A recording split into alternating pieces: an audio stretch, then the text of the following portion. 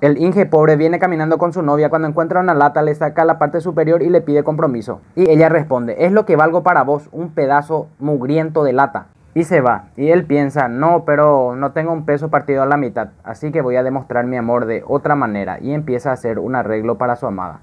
Trae unas maderas, unas flores, empieza a cortar, a hacer letras. Está formando una palabra, ahora va pintando.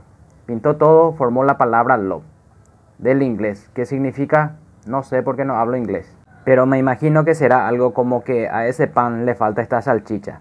Y sigue haciendo su trabajo, va trayendo pastos sintéticos. Ah, los sintéticos se sacan del campo, con razón son tan baratos. Y ahora sigue haciendo arreglos con rosas, llena de rosas. Ya terminó su trabajo, ahora arregla una bicicleta para traerle a su amada. Ahí llega la amada, le lleva hasta una caja gigante y él aparece con un ramo de flores y un anillo de diamante. Ella queda muy impresionada, lo abraza y le dice: odio los diamantes.